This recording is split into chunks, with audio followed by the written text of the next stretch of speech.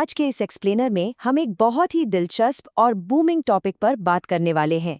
वो है एक भारतीय हर्बल कॉस्मेटिक्स ब्रांड को स्क्रैच से शुरू करके उसे ग्लोबल लेवल पर कैसे ले जाया जाए। प्राचीन भारतीय जड़ी बूटियों का ज्ञान अब एक विशाल ग्लोबल बिजनेस बन चुका है और आज हम इस पूरी प्रक्रिया के नियमों, जरूरी अनुमतियों और इसके रेगुलेटरी ब्लूप्रिंट को गहराई से डिकोड करेंगे। तो चलिए शुरू करते हैं। तो आगे बढ़ने से पहले एक नज़र डालते हैं कि आज हम किन किन चीज़ों को कवर करने वाले हैं। हम शुरुआत करेंगे द ग्लोबल हर्बल बूम से, फिर समझेंगे आयुर्वेदिक फॉर्मुलेशन को, उसके बाद अनिवार्य आयुष लाइसेंस, इसे हासिल करने के स्टेप्स, वॉलंटरी क्वालिटी सर्टिफिकेशन और आखिर में अपने प्रोडक्ट्स को विश्व स्तर पर एक्सपोर्ट करने के तरीकों पर बात करेंगे। चलिए सीधा मुद्दे पर आते हैं। भाग 1, द ग्लोबल हर्बल बूम। जरा इन आंकड़ों पर गौर कीजिए, ये वाकई हैरान करने वाले हैं। अनुमान है कि भारत का स्किन केयर मार्केट 2033 तक $17.69 बिलियन के एक बहुत ही विशाल आंकड़े को छू लेगा। और इसमें सबसे दिलचस्प बात पता है क्या है? लगभग 59% कंज्यूमर्स अब सिंथेटिक के बजाय नेचुरल प्रोडक्ट्स को चुनना पसंद करते हैं। ये कंज्यूमर बिहेवियर में एक बहुत बड़ा और पक्का बदलाव है। और अगर हम इस ग्लोबल डिमांड की असली तस्वीर देखें तो केवल ये 3 बड़े मार्केट्स ही कुल आयुष एक्सपोर्ट का लगभग 60% हिस्सा बनाते हैं। इसमें अमेरिका 34.95% के साथ सबसे आगे है, उसके बाद यूरोपियन यूनियन 18.66% पर और यूएई 5.52% पर है। ये साफ दिखाता है कि पूरी दुनिया के लोग अब पारंपरिक भारतीय वेलनेस प्रोडक्ट्स को हाथों हाथ ले रहे हैं। भाग 2, डिकोडिंग आयुर्वेदिक फॉर्मुलेशंस।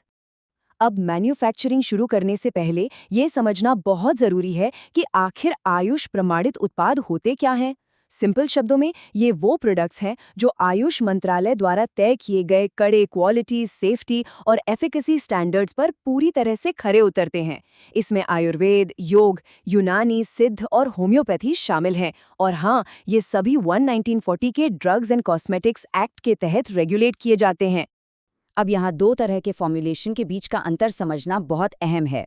क्लासिकल यानी शास्त्रोक्त और प्रोप्राइटरी यानी अनुभूत। क्लासिकल फॉर्मुलेशन बिल्कुल वैसे ही होते हैं जैसे किसी दादी नानी की पुरानी रेसिपी। इनमें चरक संहिता जैसे प्राचीन ग्रंथों के सटीक नुस्खों का इस्तेमाल होता है। वहीं दूसरी और प्रोप्राइटरी फॉर्मुलेशंस आपके अपने कस्टम और मॉडर्न मिश्रण होते हैं। और क्योंकि ये मॉडर्न होते हैं, इसलिए इनके लिए आपको एक स्पेशल रेगुलेटरी अप्रूवल लेना पड़ता है।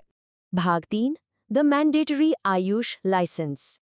अब आते हैं बिजनेस के लीगल कोर पर। ऑपरेशनल लाइसेंस मुख्य रूप से 3 तरह के होते हैं। पहला है आयुष मैन्युफैक्चरिंग लाइसेंस, जो अपनी खुद की फैक्ट्री लगाने के लिए होता है। इसके लिए कम से कम 1200 स्क्वायर फीट की जगह और आयुर्वेदिक एक्सपर्ट्स का होना जरूरी है। दूसरा है आयुष लोन लाइसेंस, जो उन लोगों के लिए बेस्ट है जो अपना प्रोडक्शन किसी third party GMP certified facility से आउटसोर्स करना चाहते हैं। और तीसरा है आयुष रिटेल या होलसेल लाइसेंस, जो तैयार माल को बाजार में बेचने के लिए जरूरी है। यहाँ एक बहुत ही अच्छी खबर भी है। लाइसेंसिंग नियमों में हाल ही में एक बड़ा बदलाव हुआ है। पहले बिजनेस ओनर्स को हर 5 साल में लाइसेंस रिन्यूअल के झंझट से गुजरना पड़ता था, लेकिन अब इस लाइसेंस की वैलिडिटी लाइफ टाइम कर दी गई है। अब आपको बस हर साल ऑनलाइन एक सेल्फ कंप्लायंस डिक्लेरेशन सबमिट करना होता है ना कमाल की बात। भाग 4, स्टेप्स टू गेट लाइसेंस्ड।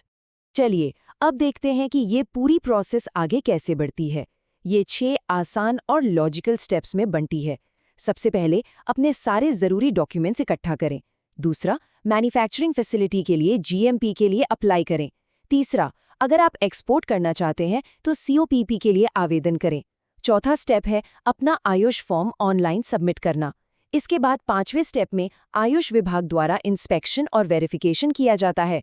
और फाइनली सब कुछ सही होने पर आपको आपका लाइसेंस मिल जाता है। भाग 5, वॉलंटरी क्वालिटी सर्टिफिकेशंस। अब मैंडेटरी लीगल रिक्वायरमेंट्स के बाद बात करते हैं ब्रांड का ट्रस्ट बढ़ाने वाले वॉलंटरी सर्टिफिकेशंस की। क्वालिटी काउंसिल ऑफ इंडिया 2 अहम मार्क देती है, आयुष स्टैंडर्ड मार्क और Ayush premium mark. Standard mark का मतलब है कि आप घरेलू गुड मैन्युफैक्चरिंग प्रैक्टिसेस यानी शेड्यूल टी का पालन कर रहे हैं, जबकि प्रीमियम मार्क ये दिखाता है कि आपका प्रोडक्ट विश्व स्वास्थ्य संगठन के ग्लोबल जीएमपी दिशा निर्देशों पर भी खरा उतरता है। बस याद रहे, इन दोनों के लिए डोमेस्टिक रेगुलेटरी अप्रूवल होना पहली शर्त है।